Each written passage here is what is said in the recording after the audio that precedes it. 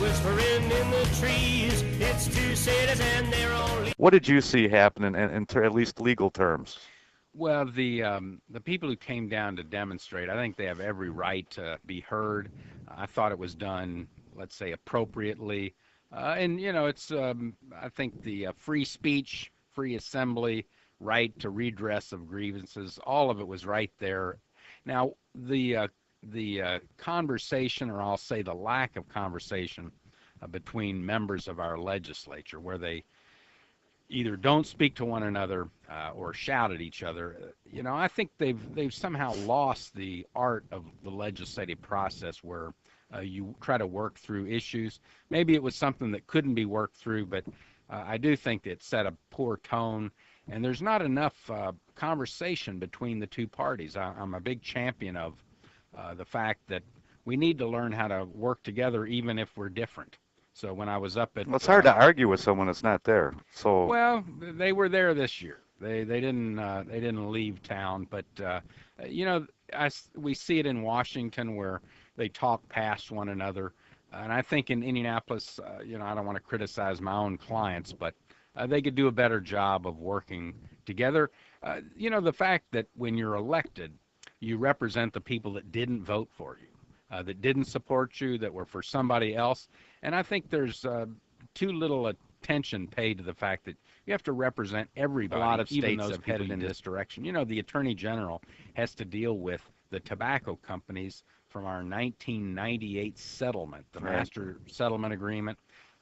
Indiana receives over $142 million a year annually from that settlement.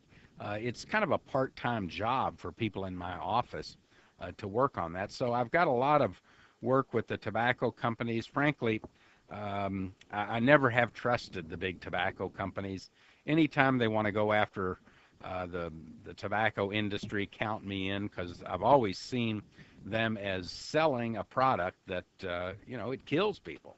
Now, everybody can talk about their rights to smoke, so I'll let everybody else argue that. But it is a product that, you know, over the years, it's one of the few legal products that, if used correctly, will kill people. So with that, do you want to stop and take a cigarette break? No, I'm going to be okay. As a matter of fact, that I've decided already, if this smoking ban does pass, and it looks like it will, I don't know what could stop it now, and I don't particularly care, but this thing could have been written in a much different way that I could have supported it, and all the anti-smoking people out there should have been happy with my approach to this thing, which is let the bars and the restaurants make their own decision on it. Let's go to, I assume, Shanghai, because I was in Lunghwa last night and I found No, Shanghai, Beijing, a forbidden city. Beijing, Peking, formerly. And while you were gone,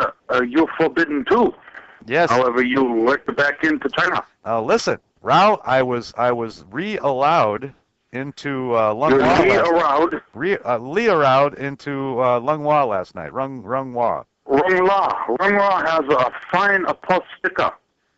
I had actually lemon possum soup last night.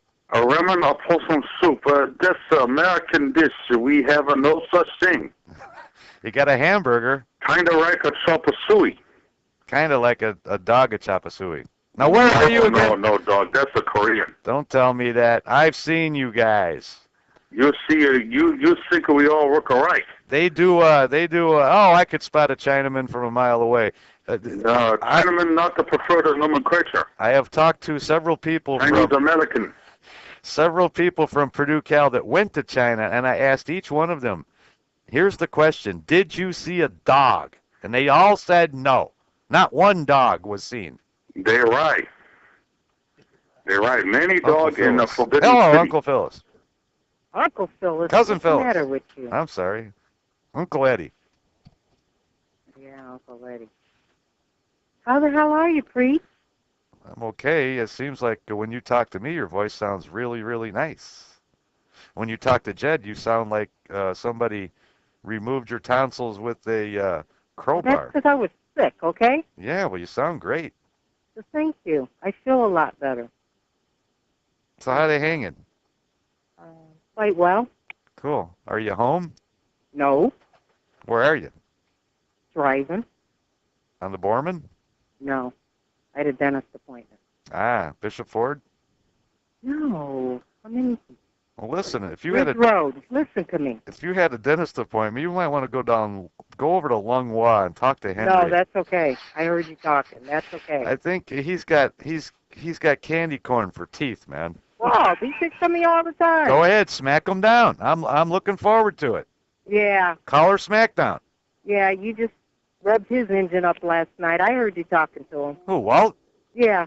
Hey, Walt's a guy out there that is has a conservative point of view, and he lets it rip. But he's no particular friend of mine. I'm not going to defend him. I have enough problems just defending me. Every time he calls, he's got to bring up that D word, Democrat. Just let it go.